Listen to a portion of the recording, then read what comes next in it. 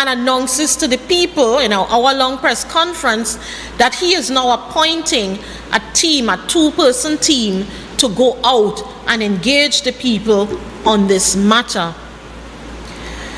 Again, the IDA urged the Chief Secretary to not abdicate his responsibility as leader, and for him to take up his leadership role, call all political parties together, call the legislative group together, and go out to the people and have conversations with the people. I don't know if he's afraid of the people, but he definitely does not want to talk with the people.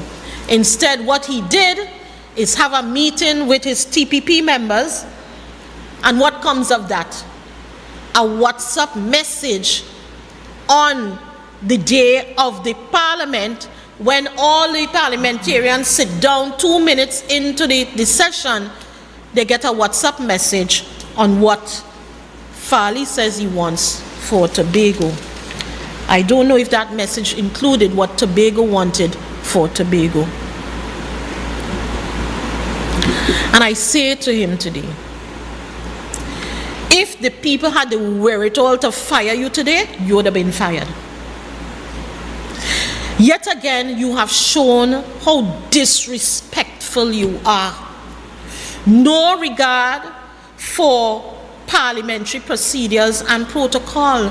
No respect for the parliament. If you don't have any respect for the legislature, like how you be treating the legislature, the parliament you should have some respect for. But you don't. You have embarrassed this island. You continue to embarrass this island and the work of our ancestors on this autonomy journey. Your administration has failed the people. You didn't fail in not getting it passed, you know.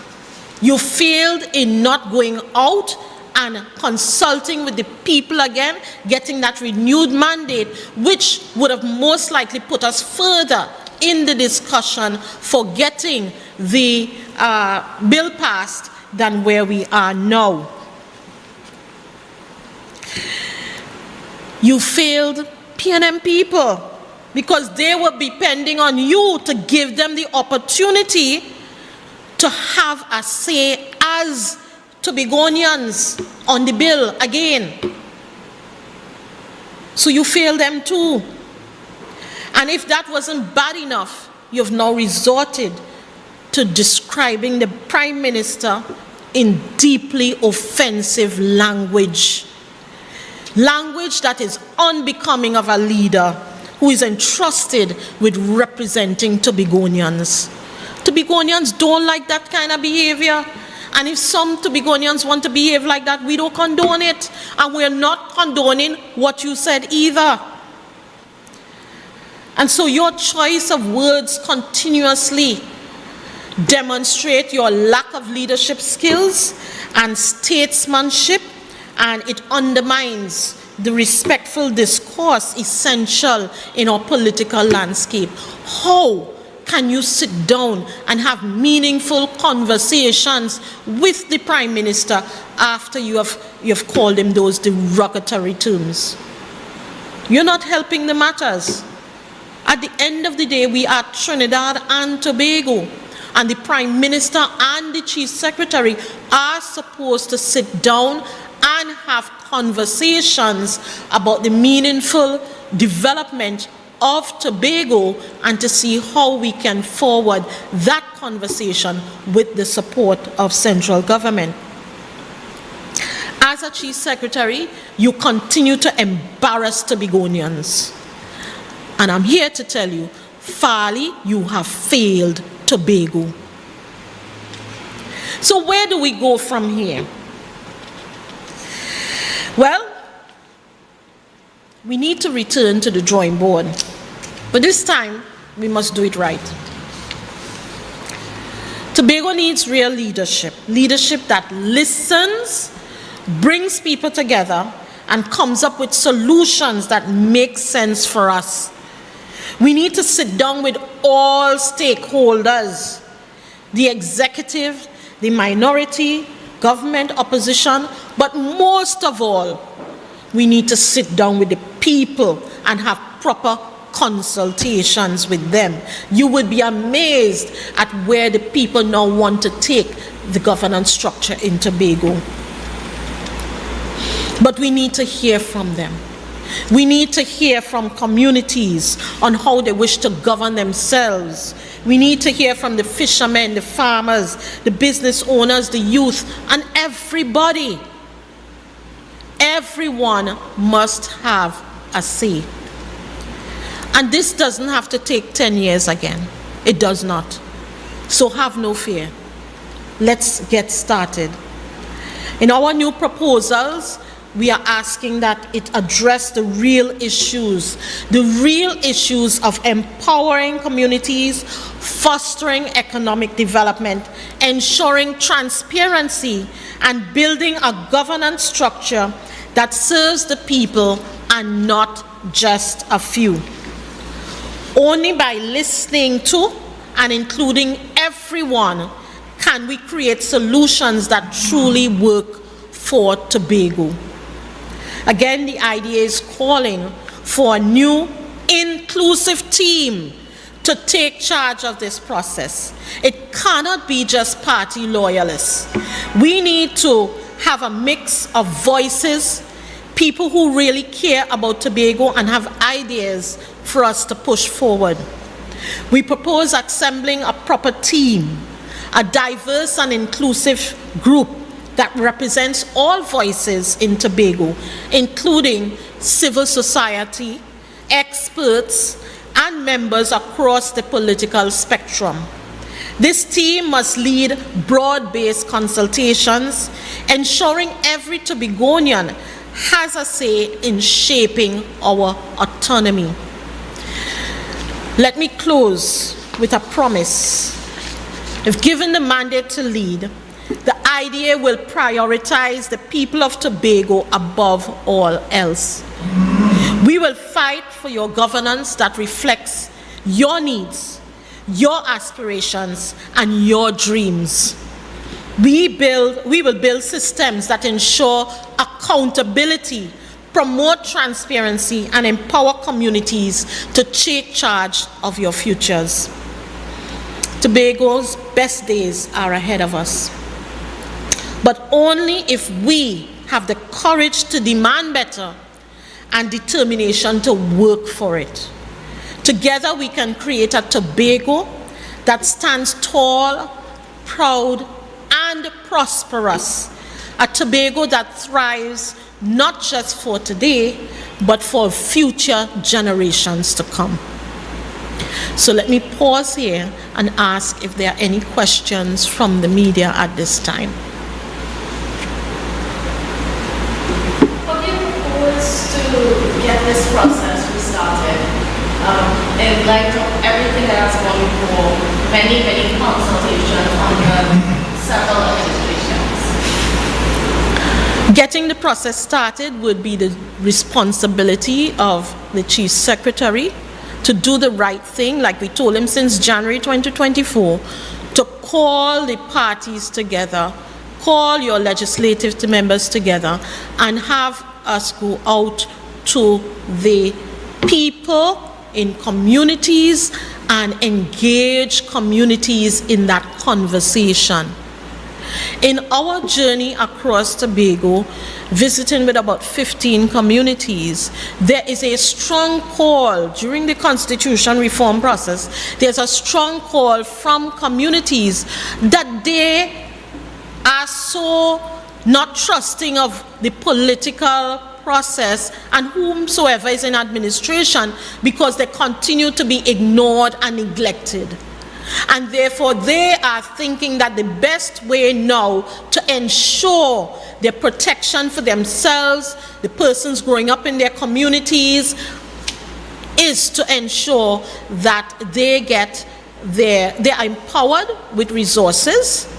In addition to that, that they have a structure to hold themselves accountable, to organize themselves, to operationalize those resources, that they will be the ones prioritizing what is done in communities and not just politicians coming in and telling them what to do, and sometimes not even telling them.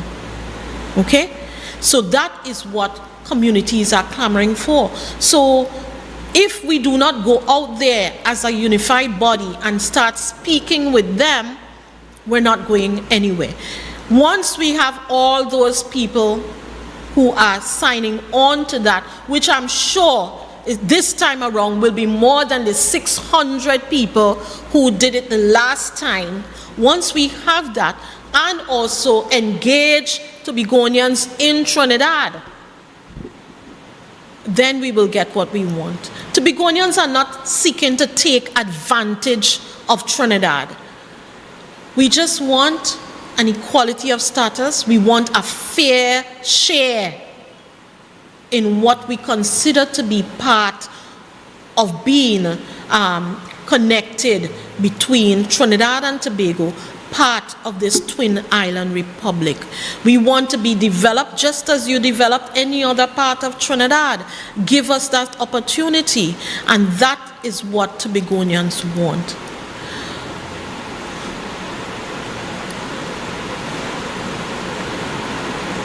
Any other questions? Okay. So with that, this is a short one because it's a very hot topic, and we felt it important to deal with it as a standalone in this press conference. And so thank you for listening. I will now turn you back over to our interim chair, Wayne Alonso. Thank you.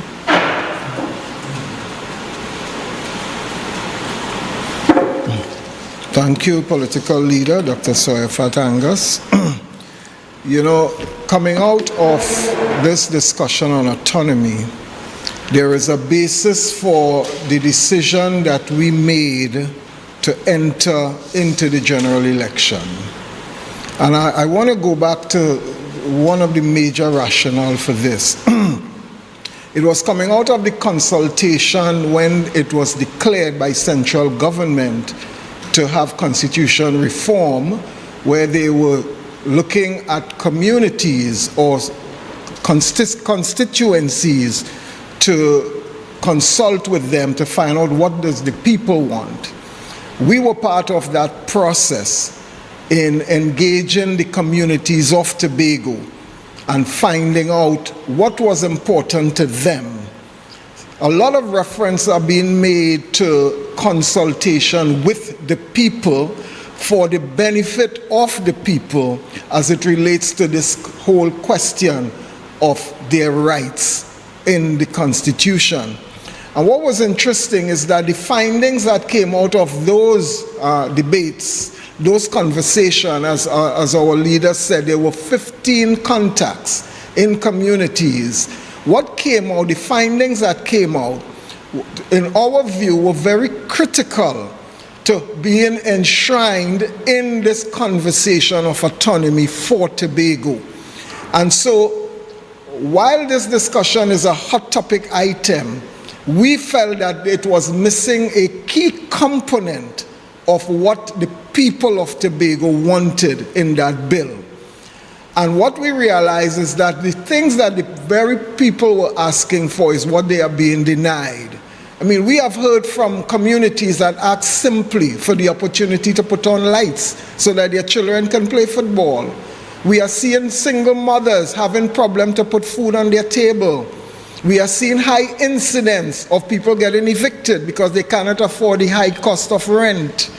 And so we are seeing the opportunity where the powers that be ought to set up policies and programs in place by empowering those communities to the benefit of their self-sustain.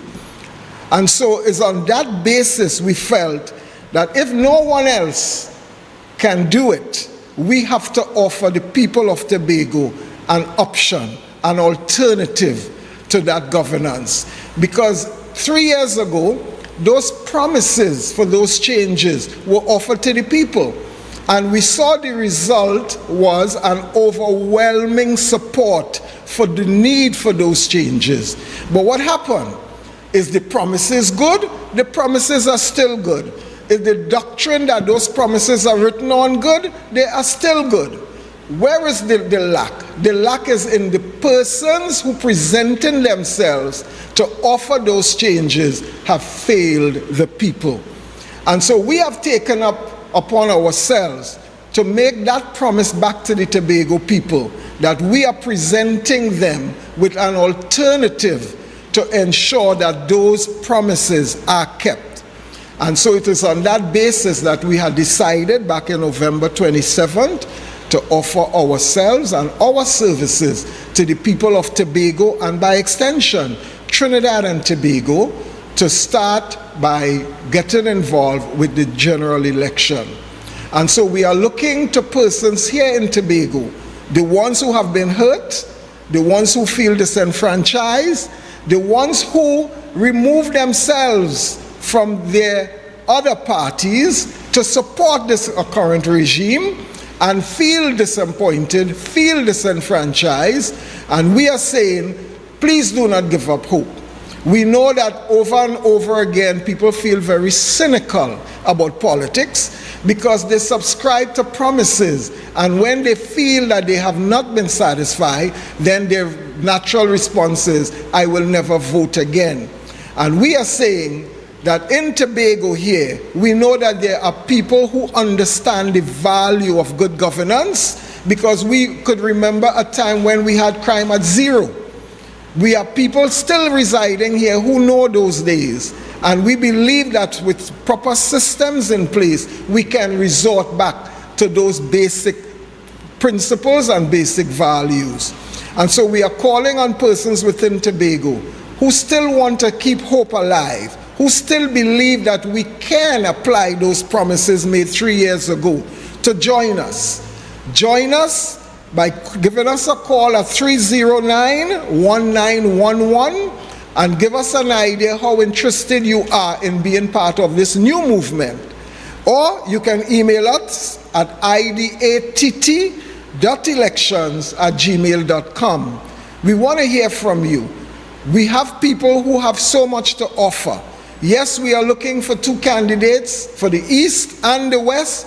We are also looking for persons who genuinely believe that this promise can be alive, using a new set of politics, a new set of politicians to guide this process to the benefit of all in Tobago. And so we, the IDA, have made ourselves available, and we are looking also at the THA election, where we will be fielding 15 candidates. You can be part of this movement. Make yourself available. Let us know who you are, where you are, and we will definitely be looking to form a whole new movement in getting this promise back on stream. Thank you so much.